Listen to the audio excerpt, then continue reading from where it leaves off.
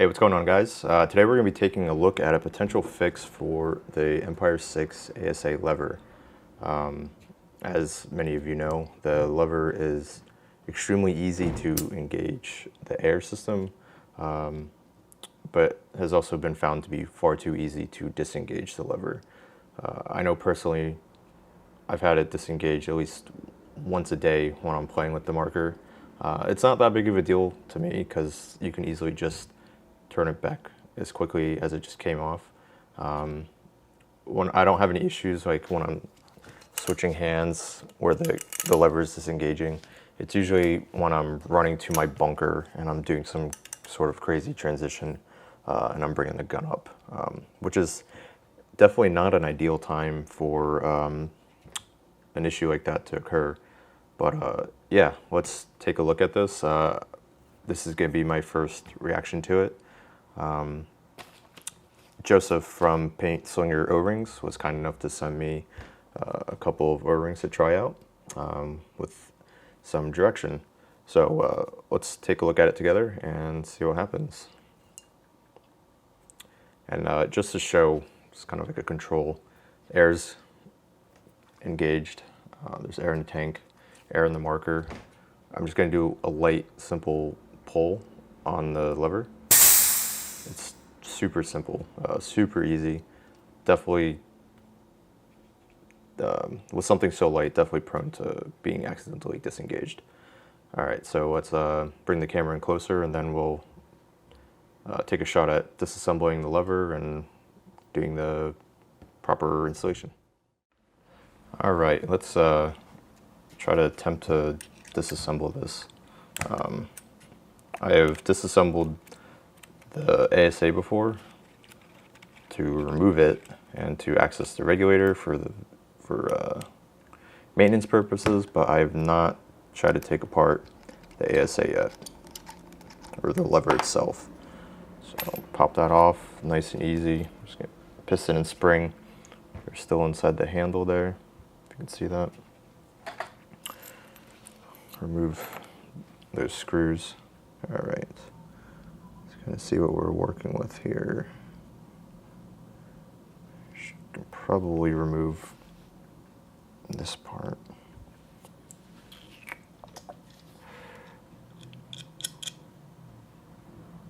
Just going to be really gentle removing this.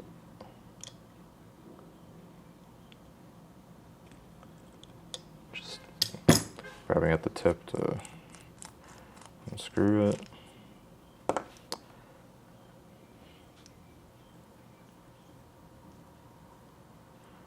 There's your velocity adjuster screw.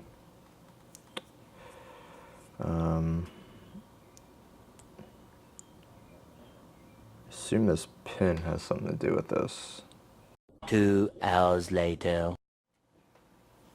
All right, so like I thought, we have to remove this little dowel here.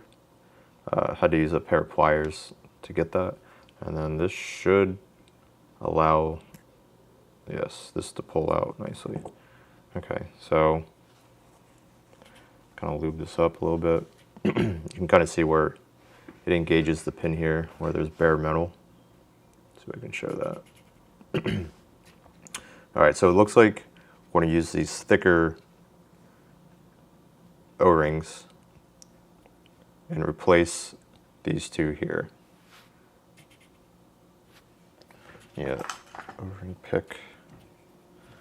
So we can use this here.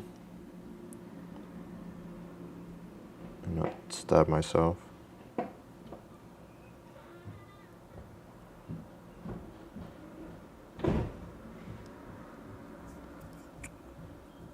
Hopefully not destroy the stock O-rings. Because that would suck. They're really in there.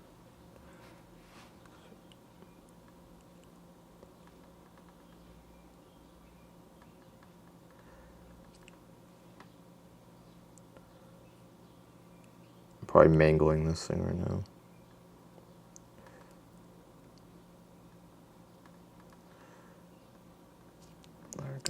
Oh no, I had it. No, no.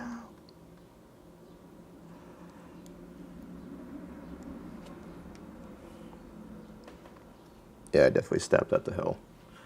All right, let's get this last one. Kind of slide it along the edge here. Not stab myself again.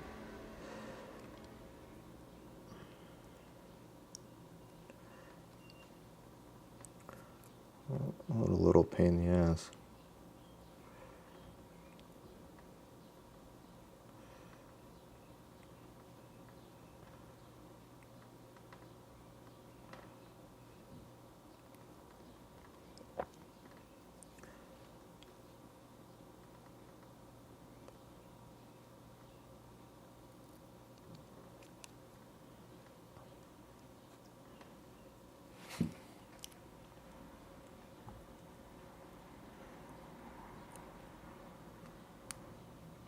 The grooves that are in are actually quite deep. All right, that was a struggle.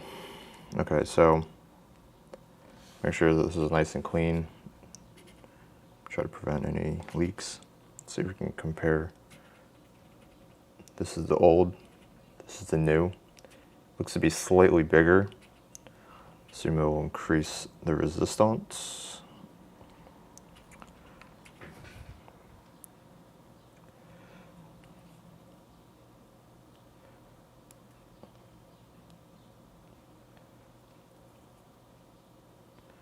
We'll see how much trouble we have.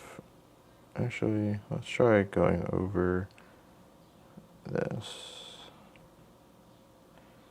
Nope, that's not happening. I'll probably end up breaking it or damaging the O-ring.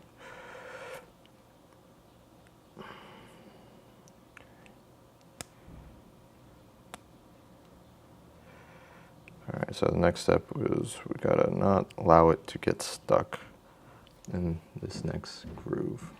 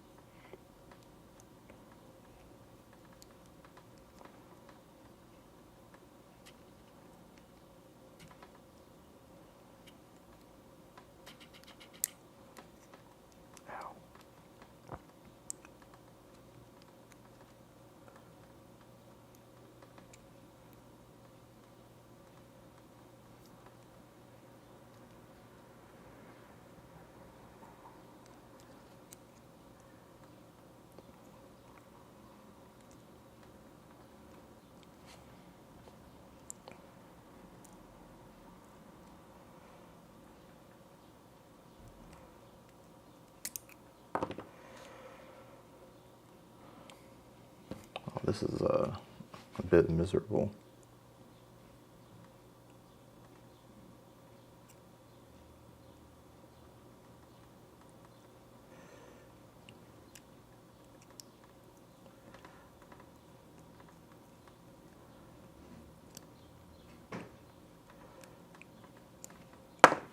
All right. They're both in. It was recommended to use a thicker lube, so we'll use Bob Long's factory lube. So I'm pretty sure it's thicker than 33.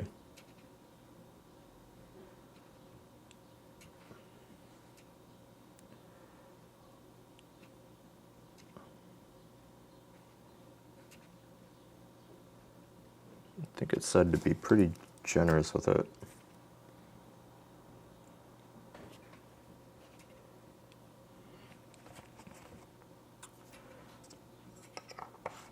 All right. Now I just have to reinsert this.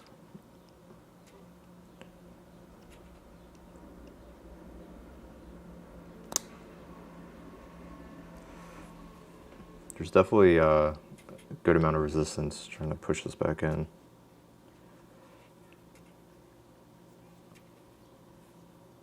I definitely feel the O-ring's getting stuck on it. Stuck on the opening here.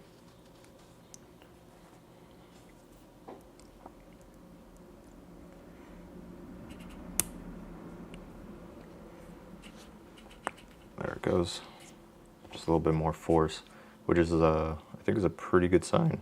Right now it's actually pretty tight right now. All right, so we're gonna add the pin, the dowel back in. This will prevent it from falling out. Screw this back in.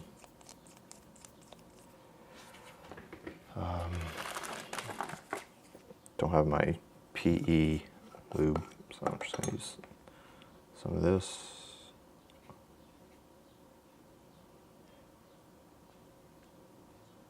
Kind of wet it.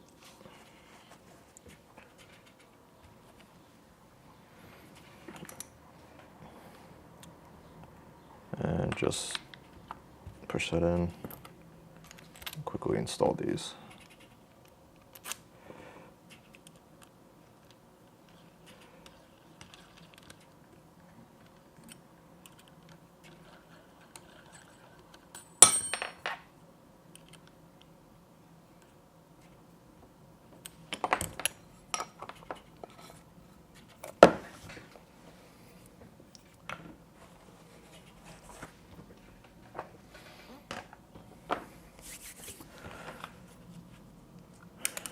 All right. Bit of a moment of truth, I guess. There's definitely initial impressions. It's significantly harder to turn this, so maybe that's a good sign.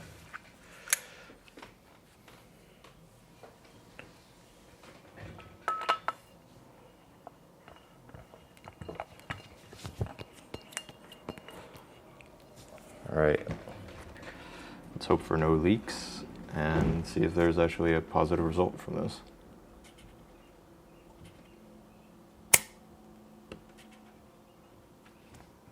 No leaks or nothing. It is, I would say, definitely harder to disengage. Kind of doing the same sort of flick that I did before with even more force. It's not disengaging all the way. It's not coming all the way down to 90 and disengaging the pin. Oh, that was a pretty hard, aggressive one. Yeah. I think this is a success, actually. What's going on, guys? It's now been a couple months since I installed the O-ring kit to the Empire Syx ASA. The O-rings have still maintained their decent amount of friction compared to the stock O-rings, but I should preface that given the design of the ASA and the lever, it will not prevent a full degas. For me personally, I end up degassing the marker when I'm running with it in my right hand and it hits my pod pack or my pants when I'm going out on a full sprint or transitioning between bunkers and my gun is down.